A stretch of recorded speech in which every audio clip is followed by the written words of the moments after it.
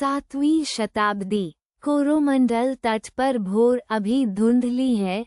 बंगाल की खाड़ी की लहरें ग्रेनाइट की चट्टानों से टकराती हैं। नमकीन हवा में घुली है और आकाश अभी लाल नहीं हुआ। किंतु वरुण दास पहले से यहाँ हैं। 60 वर्षों के अनुभव से झुकी उनकी पीठ, छेनी पर कसी उंगलियां, पत्थर और मनुष्य के बीच एक मूक संवाद। आज वे उस दीवार को स्पर्श करते हैं जिस पर शिव को जीवन मिलेगा। पहला वार धीमा, सधा हुआ, श्रद्धापूर्ण, जैसे कोई देवता को नींद से जगा रहा हो। ये केवल पत्थर नहीं, ये उनके जीवन की आत्मा है। किंतु इस शांत भोर के पार दरबार में कुछ और ही षड्यंत्र पक रहा है। राजदूत का रथ जब महाबलीपुरम की रेतीली गलियों में रुकता है तो उसके साथ आती है एक ऐसी घोषणा जो पत्थर से भी भारी है। ताम्रपत्र पर उकेरे गए राजाज्ञा के शब्द स्पष्ट हैं। अगली पूर्णिमा से पहले शिव मंदिर का समापन अनिवार्य है। किंतु इससे भी तीखा है वह दूसरा आदेश। युवा चित्रसेन, जो दरबार का चहेता और महत्वाकांक्षा का पुतला है, अब इस महायज्ञ का निरीक्षक होगा। वरुण दास की उंगलियां छेनी पर कस जाती हैं। उनके चेहरे की रेखाओं में दशकों की साधना है और अब उन्हीं रेखाओं पर अपमान की छाया उतरती है। समुद्र की लहरें किनारे से टकराती हैं, मानो प्रकृति भी इस अन्याय की साक्षी बनने को आतुर हो। वरुण दास के भीतर जो तूफान उठा है वो अभी थमा नहीं है। समुद्र की लहरें चट्टानों से टकराती हैं और नमक भरी हवा कार्यशाला के बाहर मंडराती है। यहाँ अधूरे स्तंभों की छाया में युवा मृगांक खड़ा है, छेनी हाथ में, किंतु मन कहीं और। चित्रसेन, राजदरबार का चिकना चुपड़ा प्रतिनिधि, उसके कान में सोने के स्वप्न उंडेल रहा है। रेशमी वस्त्र, राजमहल के सुगंधित कक्ष, नरसिंहवर्मन की प्रत्यक्ष कृपा, ये प्रलोभन ग्रेनाइट से भी कठोर वास्तविकताएं बनकर मृगांक के चित्त को तराशने लगते हैं। वर्षों की गुरुभक्ति और इस एक क्षण का लोभ, दोनों के बीच मृगांक का हृदय कांपता है, जैसे अधूरी मूर्ति में अभी प्राण नहीं आए। और उधर वरुण दास अनजान अपनी शिव प्रतिमा पर अंतिम रेखाएं उकेर रहे हैं।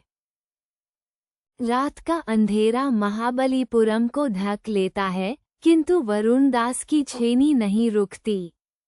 मशाल की कांपती लौ में ग्रेनाइट की धूल हवा में तैरती है, नमक और पत्थर की मिली जुली गंध।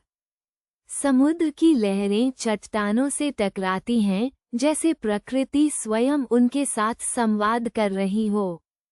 एक एक वार सोचा हुआ, एक एक रेखा साधी हुई। धीरे धीरे ग्रेनाइट की कठोर सतह पर शिव का मुख प्रकट होने लगता है, शांत, गंभीर, अनंत। वरुण दास के हाथ नहीं कांपते, उनकी आंखें बंद हैं, फिर भी वे देख रहे हैं वह रूप जो केवल उनके भीतर जीवित है।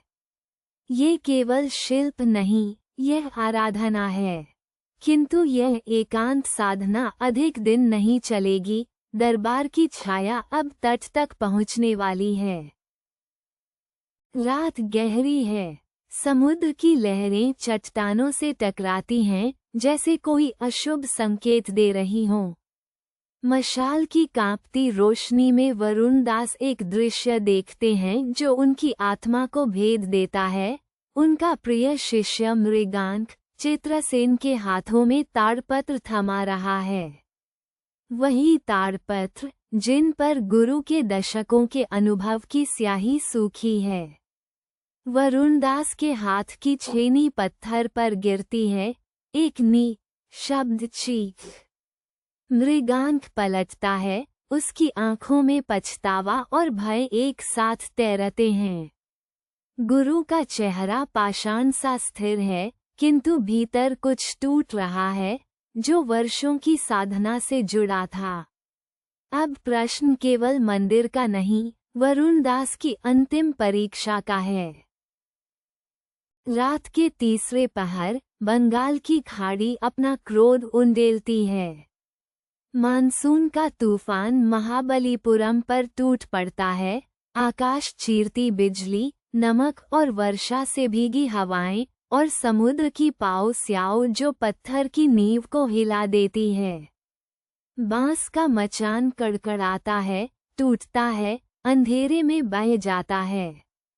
शिल्पी, सहायक, रक्षक सब भाग खड़े होते हैं, किंतु वरुण दास नहीं हिलते। वे ग्रेनाइट की उस देह से चिपके रहते हैं जिसे उन्होंने अपने हाथों से गढ़ा है। वर्षा उनकी खुरदरी हथेलियों पर बहती है, छेनी अभी भी उंगलियों में जकड़ी है। इस तूफान में मनुष्य और पत्थर एक हो जाते हैं। भोर में जो प्रकट होगा वो केवल एक मंदिर नहीं होगा। तूफान थम चुका है। समुद्र अब भी भारी सांसें ले रहा है। लहरें टूटती हैं, पत्थर पर नमक की परतें जमती हैं।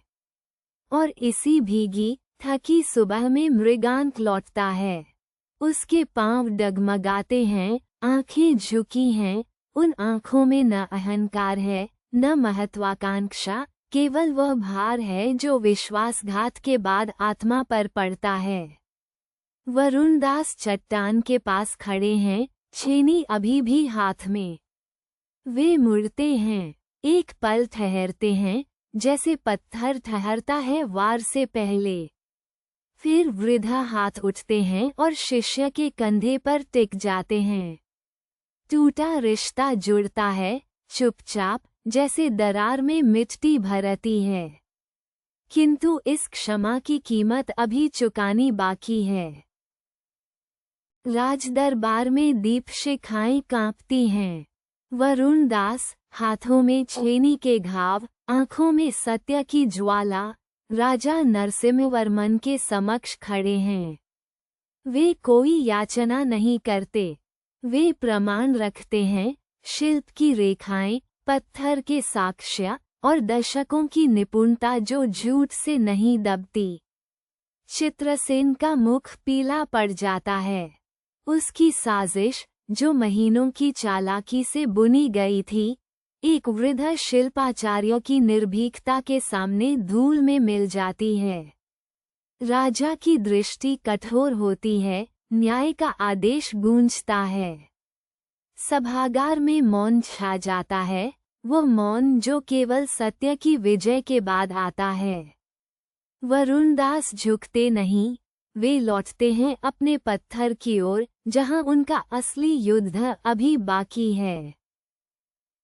समुद्र की लहरें मंदिर की नींव को छूती हैं, जैसे स्वयं सागर इस क्षण का साक्षी बनना चाहता हो। वरुण दास की थकी हुई उंगलियां अंतिम बार छेनी उठाती हैं, एक हल्का, निर्णायक वार। ग्रेनाइट से उठती धूल नमकीन हवा में घुल जाती है।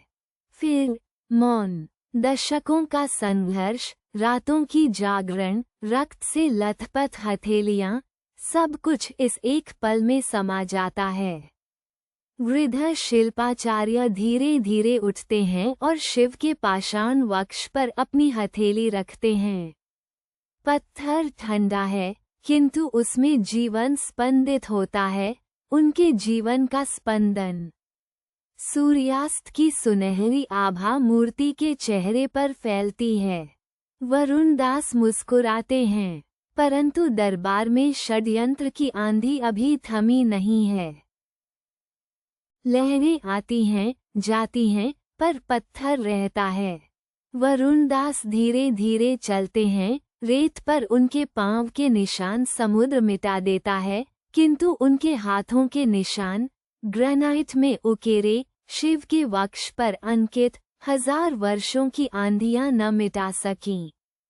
नमकीन हवा उनके श्वेत केशों को छूती है। पीछे, सूर्यास्त की लालिमा में, मंदिर का शिखर दहकता है, जैसे स्वयं अग्नि ने पत्थर में प्रवेश किया हो। एक शिल्पाचार्य ने समझौता नहीं किया। एक कलाकार ने अपनी आत्मा को छेनी की नोक पर रखा और जीत गया। महाबलीपुरम आज भी खड़ा है, वरुण दास की सांसें पत्थर में बंद अनंत काल तक गूंजती हुई।